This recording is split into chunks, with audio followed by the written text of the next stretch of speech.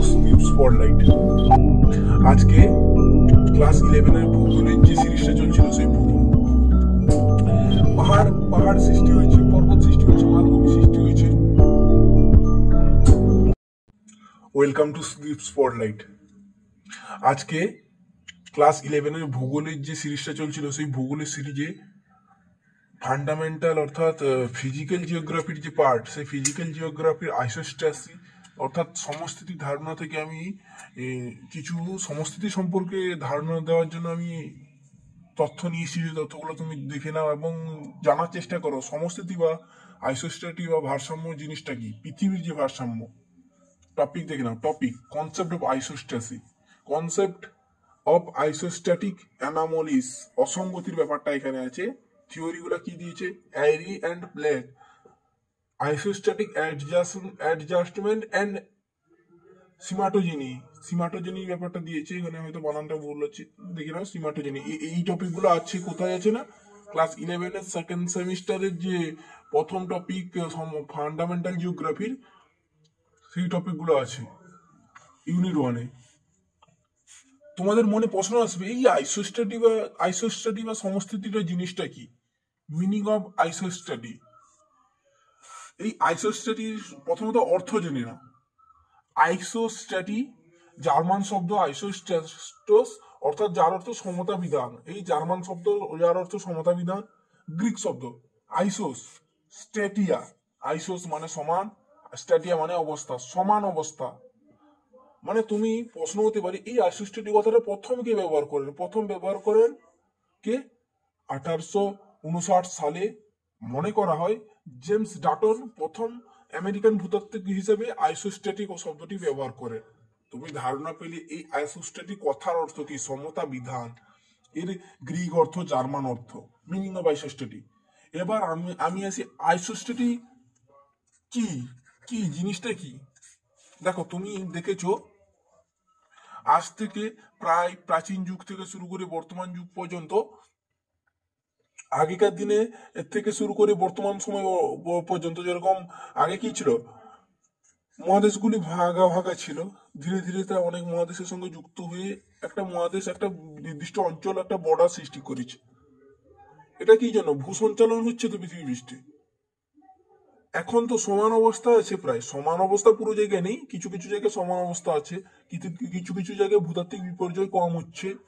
কিন্তু আইসোস্ট্যাটিক বা ভারসাম্য হলো এমন একটা অবস্থা, এখানে যেরকম পর্বত, পাহাড়, মালভূমি, সমভূমি, এই যে 1 নম্বর, 2 নম্বর, 3 নম্বর, এই 4 নম্বর, এগুলোর মধ্যে যে সমান অবস্থা বিরাজ করছে তাকে বলা হয় আইসোস্ট্যাটিক।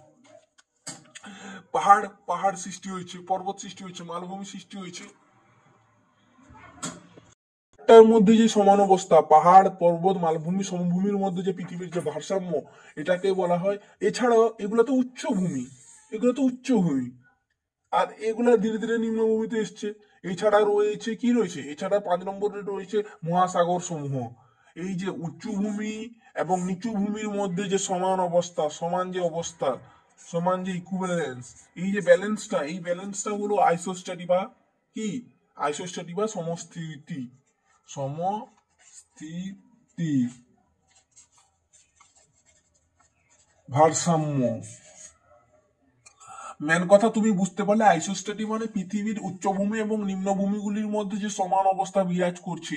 যদি তুমি প্রশ্ন হতে পারি যে আইসোস্ট্যাটিক বিঘ্ন হলে বা সমস্থিতির ভারসাম্য বিঘ্ন হলে কি হবে? সমস্থিতির ভারসাম্য বিঘ্ন হলে কি হবে না? পৃথিবীর মধ্যে ভূমিকম্প হবে, ভূমিকম্প অগ্নুৎপাত হবে, ভূমিকম্প অগ্নুৎপাত হবে। এছাড়া কি হবে? এছাড়া হবে ভূমিকম্প, যেটা মানে ধরো ফাটল সৃষ্টি হবে। ধরো উঁচু ভূমিগুলো আর থেকে বিভিন্ন পদার্থ ক্ষয়ে এসে নিচে পড়বে, এই নিচে সঞ্চালনের ফলে চ্যুতি, ফাটল প্রভৃতি সৃষ্টি হতে পারে। এই ম্যান কথা সমষ্টি এমন একটা ভারসাম্য, যে ভারসাম্যটা যদি বিঘ্ন হয় ভূবিপর্যয় এবং ভূমিকম্প হবে। তুমি বুঝতে পারলে? টপিকগুলো আরেকবার দেখে নাও, আমি দিচ্ছি। কনসেপ্ট অফ আইসোস্টেটি থেকে কি কি টপিক গুলো আছে, 3টা টপিক আছে।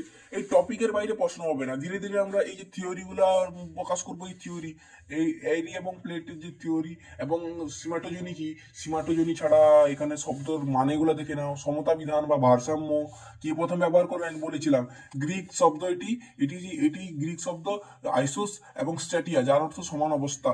এটি 1859 সালে জেমস ডাটন প্রথম আমেরিকান ভূতত্ত্ববিদ হিসেবে আইসোস্ট্যাটি শব্দটি ব্যবহার করেন। নেক্সট ভিডিওতে এই যে থিওরিগুলো পড়াবো, এই বাকি বাকি টপিকগুলো পড়াবো।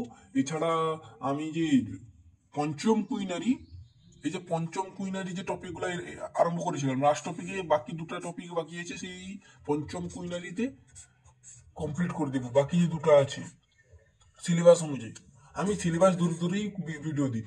তুমি যদি এটি বেশি বড় হতে পারে, আমি সাজেশন দিয়েছি, সেই সাজেশনগুলো পড়ে দিলে যদি বেশি বুঝতে না ভালো লাগে বা খারাপ লাগে, আমার ভয়েসটা তোমাদের কাছে খারাপ লাগতে পারে। মেইন কনসেপ্ট অফ আইসোস্ট্যাটি, সমস্থিতির মূল ধারণা জিনিসটা কি। প্রথম ক্লাসে আমরা সমস্থিতির ধারণাটা পেয়েছি হালকা হলেও, যে উচ্চভূমি এবং নিম্নভূমির মধ্যে একটা ভারসাম্য, সেই ভারসাম্যটাকে বলা হয় সমস্থিতি। এবার চলে এসেছি সমস্থিতির মূল ধারণা। এই মূল ধারণা জানতে হলে আমাদের কিছু জিনিস ফলো করতে হবে। সেই ফলো বলতে সেই জিনিসগুলো হলো, প্রথমত প্লবতার ধর্ম, বস্তুর প্লবতা। কোনো বস্তু, ধরো কোনো একটা বস্তু, সেই বস্তুটাকে তরল বা গ্যাসে আংশিকভাবে নিমজ্জিত করা হলো, সেই তরল বা গ্যাসে আংশিকভাবে নিমজ্জিত করা হলো, সেই নিমজ্জিত করার ফলে সেই বস্তুটা কি হবে, সেই বস্তুটা প্লবতার ধর্ম অনুযায়ী সে উপরের দিকে ওঠার চেষ্টা করবে। আর যদি সে বস্তুটা বেশি ভারী হয়, ধরো ওজন তার বেশি, সে কি হবে, সে প্লবতার ধর্মের বিরুদ্ধে কাজ করবে এবং সে না উঠে নিচের দিকে গভীরে চলে যাবে। আর যদি সে বস্তুটার ওজন হালকা হয়, সেই হালকা হলে সেই যে প্লবতার ধর্ম অনুযায়ী সে উপরে উঠে যাবে, তো উপরে উঠে যাবে। এটাই তো আমরা জানি, মেন কনসেপ্ট তো এটা। এবার সংজ্ঞাটা দেখে নাও।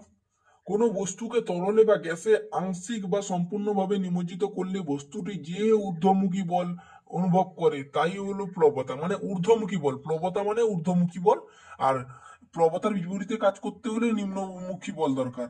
সেই নিম্নমুখী বলটা জিনিসটা কি জানো, সেই নিম্নমুখী বলটা হলো অভিকর্ষজ বল। পৃথিবীর, ধরো কোনো পৃথিবীতে আছো, সেই পৃথিবী থেকে ভূপৃষ্ঠ থেকে কোনো একটা বলকে উপরের দিকে ছোড়া হলো মাটি আকাশের দিকে, সেই বলটা নিচের দিকে ধাবিত হয়, এটা তো অভিকর্ষ বলের কারণে হয়। আর অভিকর্ষ বল কার পার্ট, মহাকর্ষর পার্ট। মহাবিশ্বে যত বস্তু আছে সেই বস্তুগুলো নিজেদেরকে আকর্ষণ করে পরস্পরকে, তাকে বলা হয় তো মহাকর্ষ। আর ধরো সেই বস্তুটা ওই উপরের দিকে ছোঁড়া হলো, ছোঁড়ার সময় ধরো ছুঁড়লে সেই গতিবেগ সম্পন্ন বস্তুটা একটা শক্তির সৃষ্টি হয়, সেই শক্তিটাকে বলা হয় অভিকর্ষজ ত্বরণ, যাকে জি দ্বারা সূচিত করা হয়। এই ধারণাটা তোমরা পেলে তো, যে সমস্থিতি কাকে বলে। সমস্থিতি মূল ধারণা জানতে হলে প্রথমত আমাদের ঊর্ধ্বমুখী আর নিম্নমুখী বলের সম্বন্ধে জানতে হবে।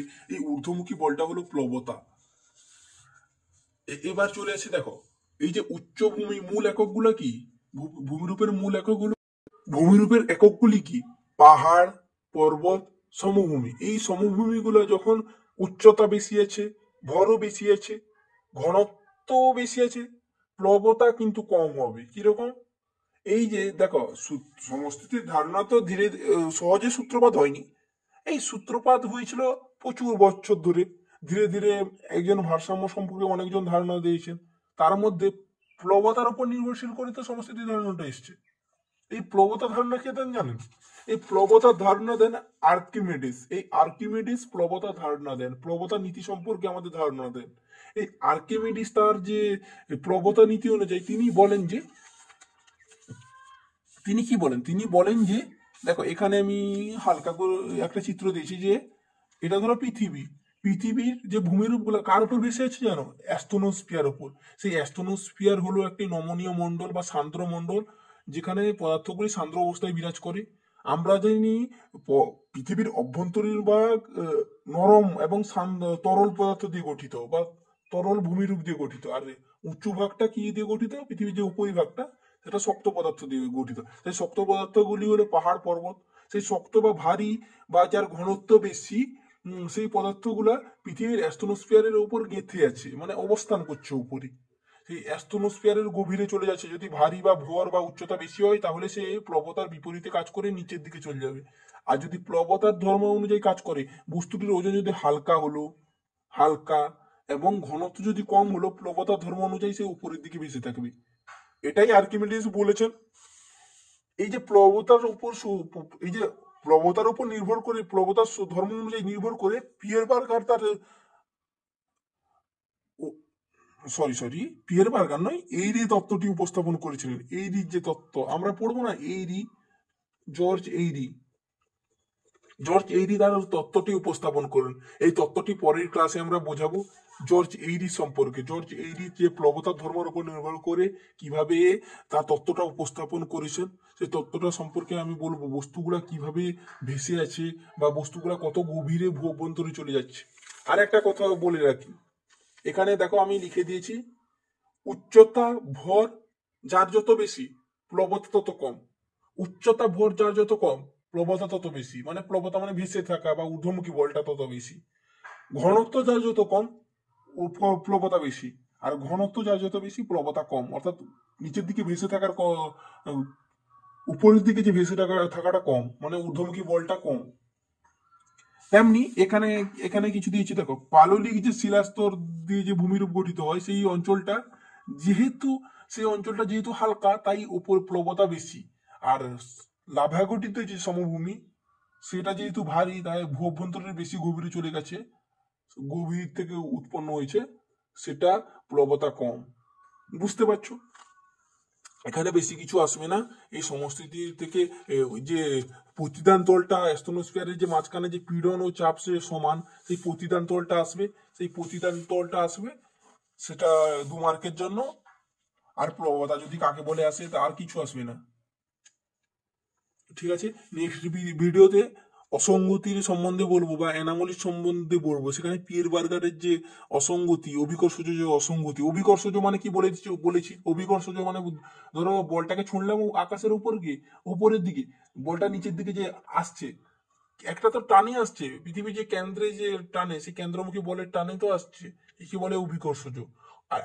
মহাকর্ষের পাঠ হলো অভিকর্ষজ। এখানে লিখে বুঝিয়েছিলাম আমি, এক্ষুনি এই ভিডিওতেই বলেছি মহাকর্ষ অভিকর্ষজ কাকে বলে, অভিকর্ষজ ত্বরণ কাকে বলে, যে গতিটা সৃষ্টি হচ্ছে বলের মধ্যে, তাকে জি দ্বারা প্রকাশ করা হচ্ছে বলেছি। পিয়ের বার্গারের সম্বন্ধে বলবো। ঠিক আছে, নেক্সট ভিডিওর জন্য চ্যানেলটাকে সাবস্ক্রাইব করে দিবি।